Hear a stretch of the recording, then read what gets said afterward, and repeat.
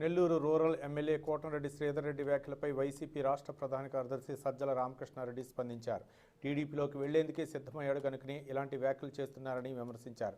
కొంతమందిని ఎలా లాక్కోవాలో చంద్రబాబుకు బాగా తెలుసునని సజ్జల వ్యాఖ్యానించారు. కోటంరెడ్డిపై చర్యలు తీసుకోవాల్సిన అవసరం ఏముందని ఆయన ప్రశ్నించారు.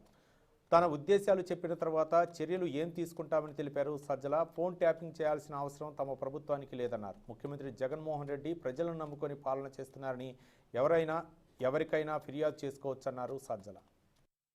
కాంగ్రెస్ పార్టీ తరఫున గెలిచారు.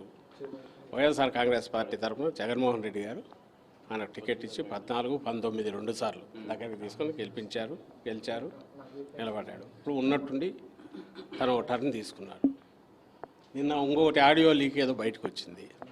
అందులో ఆయన స్పష్టంగా 2024లో తాను టీడీపీ టికెట్ మీద పోటీ చేయబోతున్నాడు, అందరి సహకారంతో ఎక్కడో అనౌన్స్ చేస్తున్నాడు, చప్పట్లు వినిపిస్తున్నాయి. టీడీపీ తరఫున పోటీ చేయాలంటే చంద్రబాబు నాయుడు గారు ఓకే చేసి ఉండాలి. అంటే ఆల్రెడీ అక్కడ మాట్లాడుకుని పోటీ చేస్తున్నాడేమో తెలియదు, కానీ దానికి తగినట్టు గ్రౌండ్ ప్రిపేర్ చేసుకుంటున్నట్టు కనపడుతుంది. అందులో భాగంగానే ఇదేదో అంటున్నట్టుంది. నిజంగా ఎవరైనా ఒకవేళ ట్యాపింగ్ చేస్తుంటే ఆ ఆడియో ఆయనకే పంపించి ఆయన ఇంటెలిజెన్స్ చీఫ్ పంపిస్తాడా? బహుశా ఆయన దృష్టికి ఎక్కడో వచ్చినట్టుంది. ఎవరితోనో ఈయన మాట్లాడుతూ నెగిటివ్గానో పరుషంగా ఏదో మాట్లాడిన వాటి వాళ్ళు ఎవరో రికార్డ్ చేసినట్టున్నారో బయటకు వచ్చినట్టుంది. ఇతని దృష్టికి వస్తే చూసుకోవే ఇదేదో జరుగుతున్నట్టుంది అని పంపించినాడేమో తెలియదు. అది కూడా నాకు స్పష్టంగా తెలియదు. మీరు అంటున్న దాన్ని బట్టి